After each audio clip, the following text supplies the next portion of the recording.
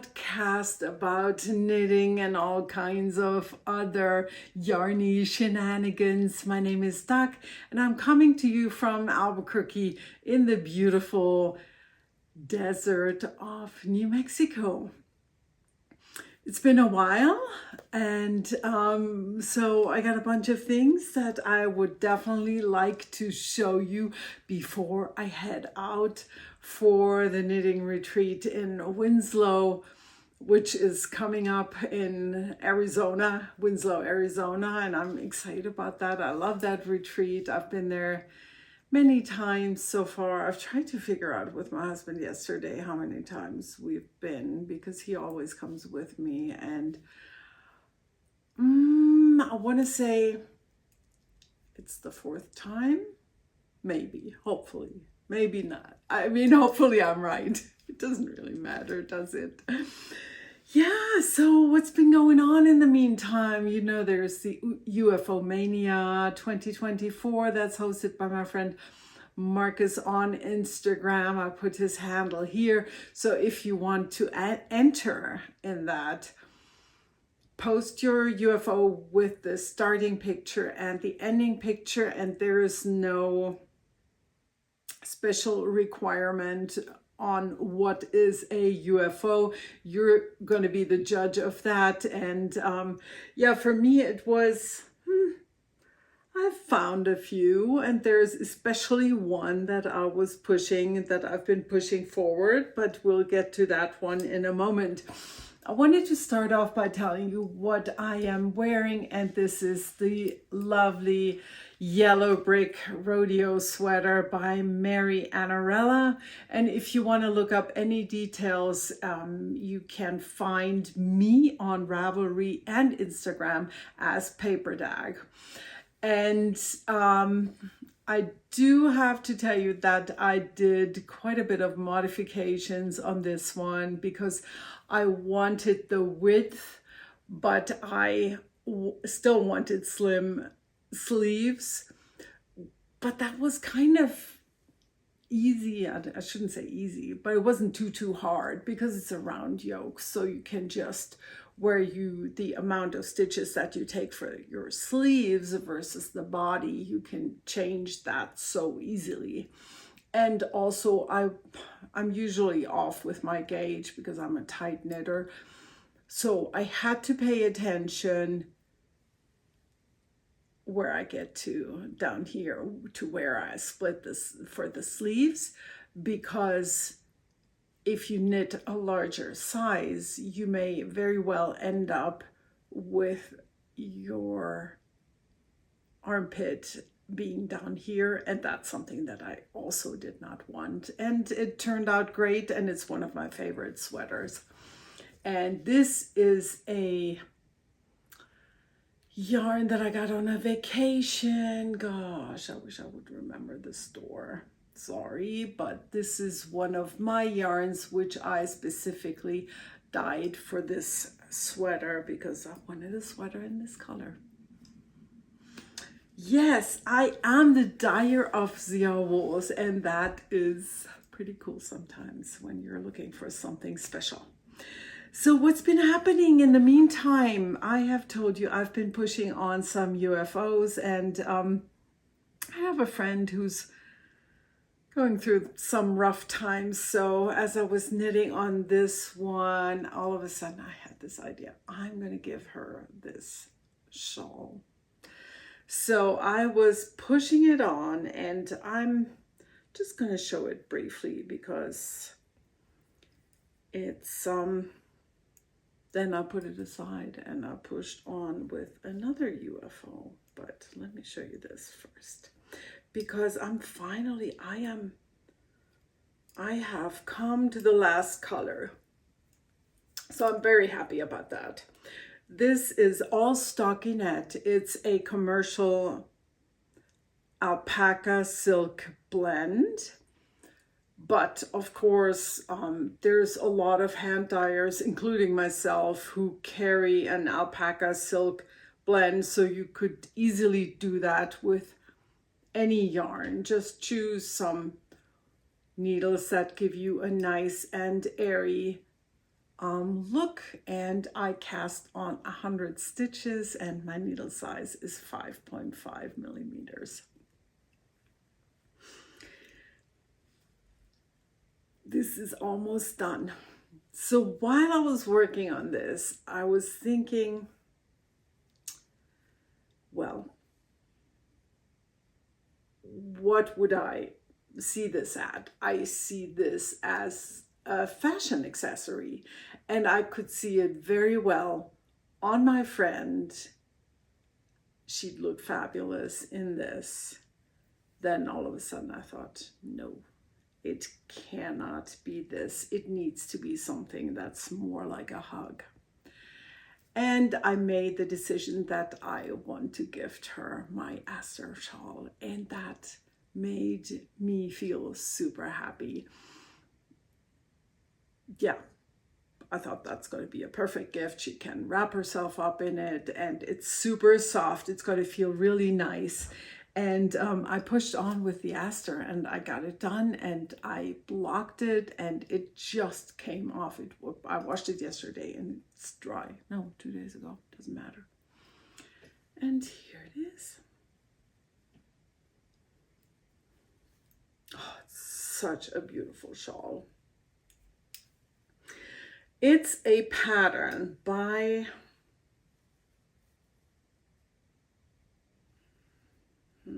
something snagged here a little bit.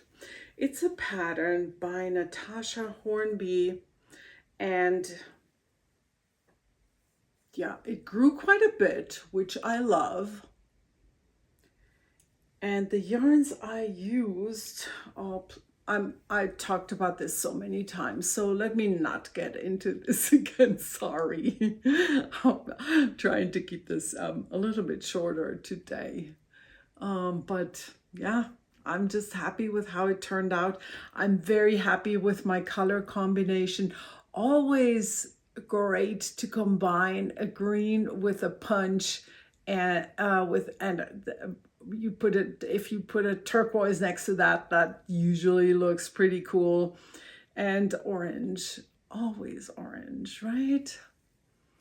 Yeah, I switched for the last section, as she requests, to 3.75 millimeter needles. And it's probably a good idea, especially for the cast off, for that last, for the edge. And the cool thing is that, man, I learned a new cast off. I couldn't believe it. The yarn over cast off. I'm like, what? I've knitted so many shawls, but I'm also not a toe-up sock knitter. I think that's something that's well known for the people who knit socks toe-up, but never come across it. Didn't even know it existed. And it's very, very interesting. Something new. This shawl is so buttery soft. I love the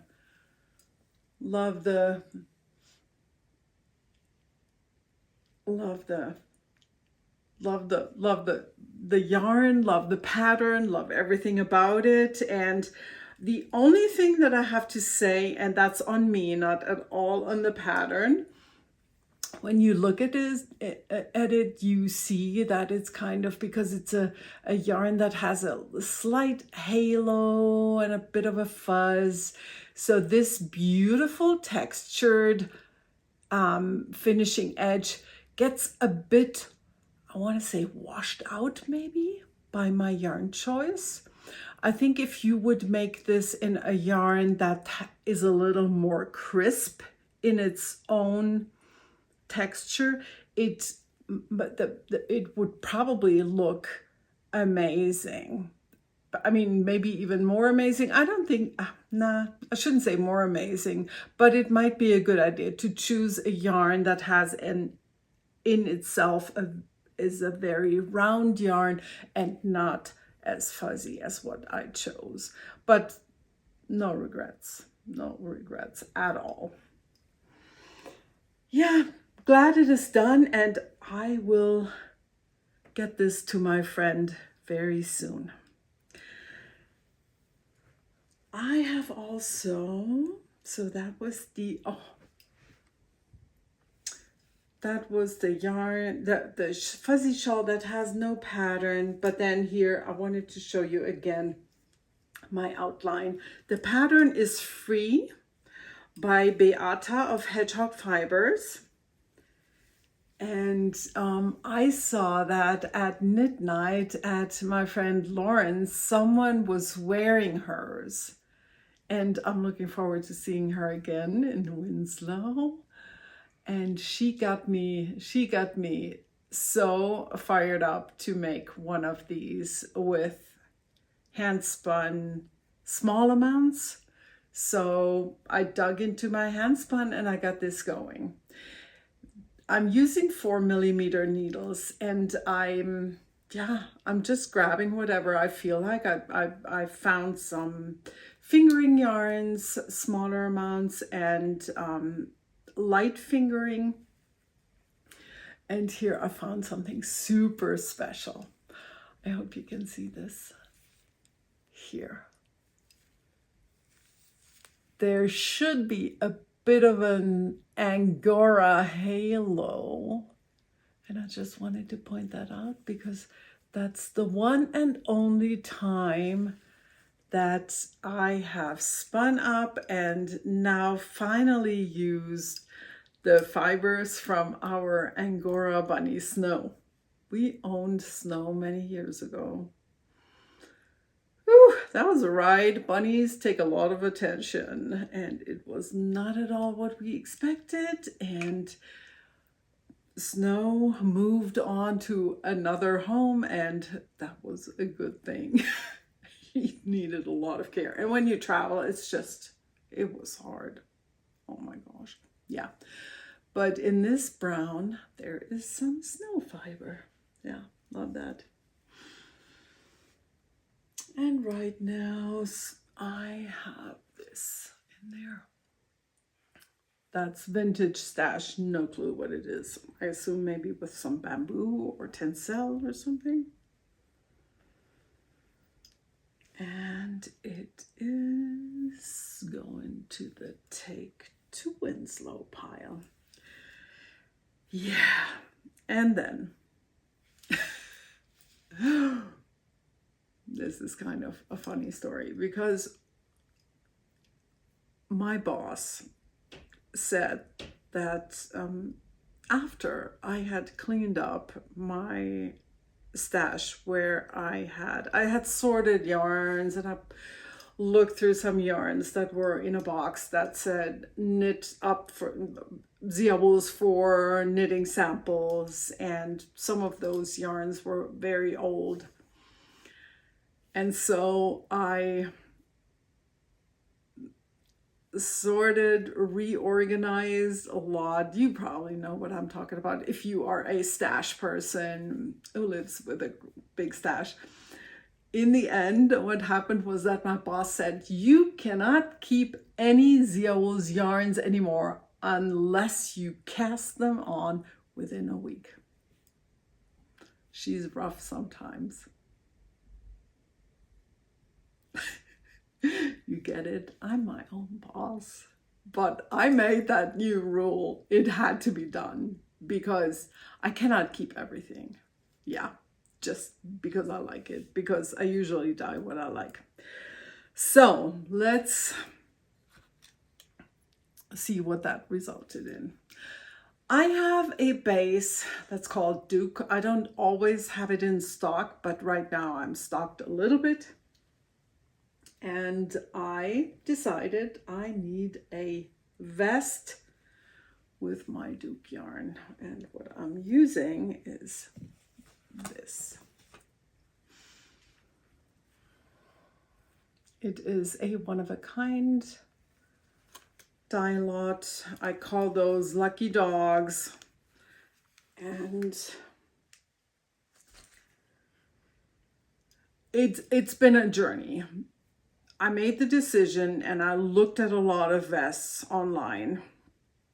And in the end, I also looked at vests that I already made for myself, and I'm talking about two that I have knitted with handspun yarn many years ago, and I mean really many. One of them is made with handspun mohair. I am not wearing mohair anymore because it itches me, and not even in a vest, but I feel attached to this because I wore this a lot when our kids were little and when we lived in Maryland. So I looked at this and oh nice, I did the shoulder at an angle, and then I also looked at this. This yarn was so much fun to spin. I remember that. I spun it as a singles, and I have never ever after that seen this anywhere. I do not know where you can buy fibers like this, and I do not know what needles I use for both of these. I know I made both patterns up. And I did my measurements, and then I did an online search, and I found another vest.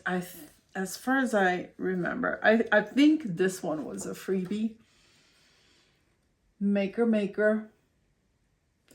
What's it called? See My Vest. Chunky. This is also...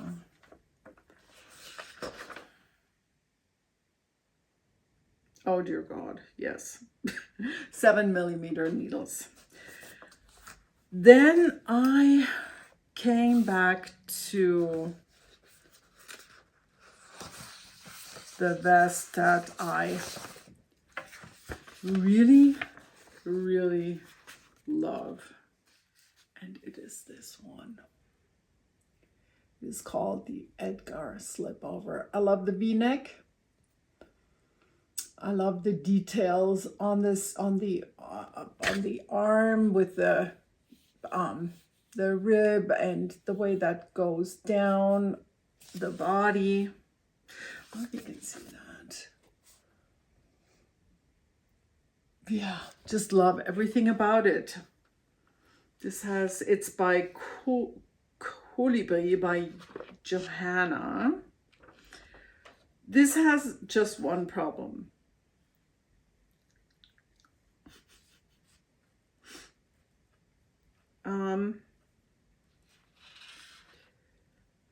It's knitted with also 6mm needles, and you hold 3 strands of yarn together, which is fine. I've done that.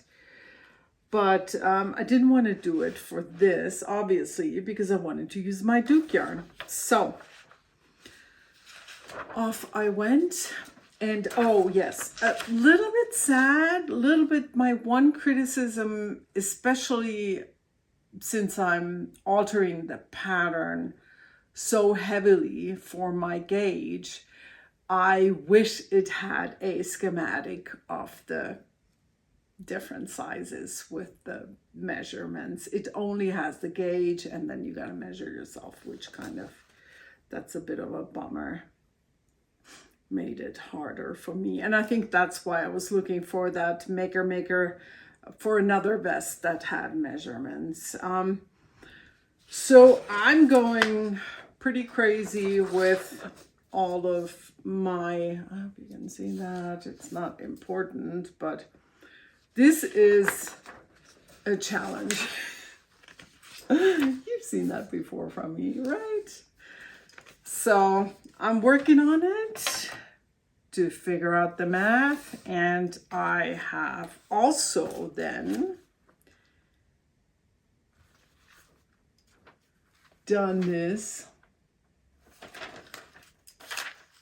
and this. So these are mine, the short red one and the mohair one, and this is the Edgar, which I I did the math by gauge of what I think it should come out to.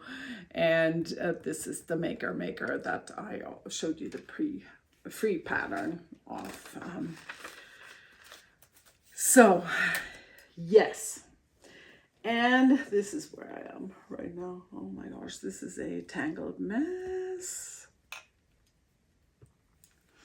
I have no idea if this is going to work out. I hope so. So this is where I am right now.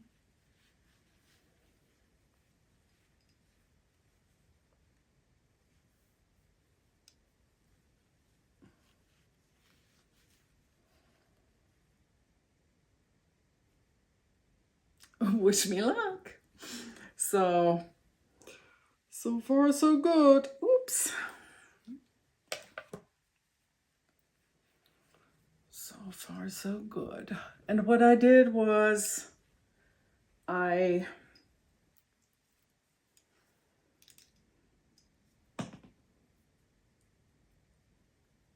sorry, I got stuck on my rings. I blocked the top just to make sure that I am getting the right measurements. And you can see it, the fabric is so nice up there. Yeah. So this I picked up yesterday again, and I did this part, and now I just gotta keep going with my 4.5 millimeter needles instead of 6 millimeter needles. That's maybe what you wonder. And then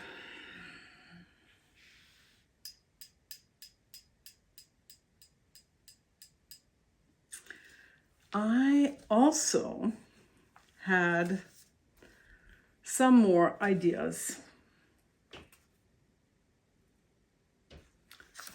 for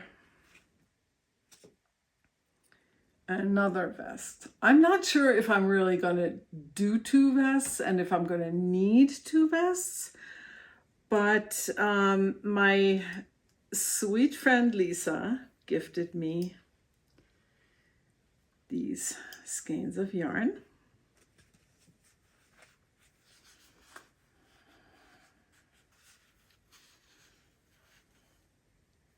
As you can see, I'm already brewing up something. I did think about another vest, but I thought, okay, since I know that this is not going to be enough, what can I combine with it?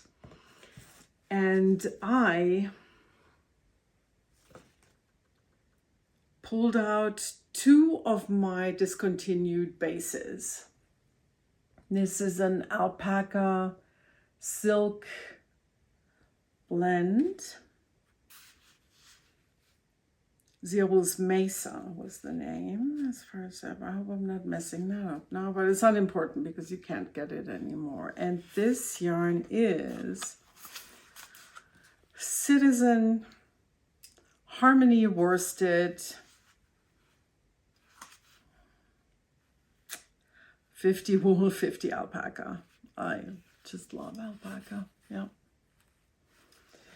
And this also has a high alpaca content. Sorry, I don't know. I thought I had an old label. Oh, I do have an old label. Here it is. Yeah.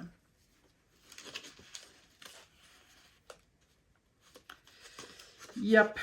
It is 45 baby alpaca, 45 merino, and 10% silk. 100 grams, 245 yards, and 100 grams, 211 yards. So we'll see. Hopefully that will go well together. And this was my thought. I would like to start with a green, and then comes the blue, and then comes the yellow, and then if I need more yarn, I don't have enough left over of the green after the natural, I would use the gray. That was my thought. And then you need to know how am I going to do it? So I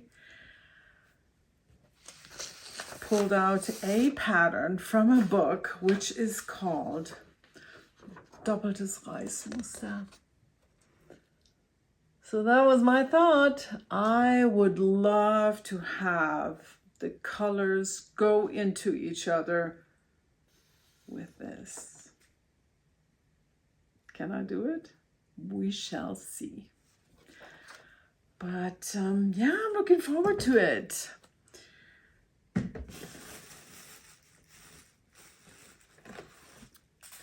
And then, as I was cruising the internet for vests, I just had to get this pattern finally. This is so beautiful. I think I saw this, I think Selma showed this in her podcast. Selma knits. Yeah, so pretty.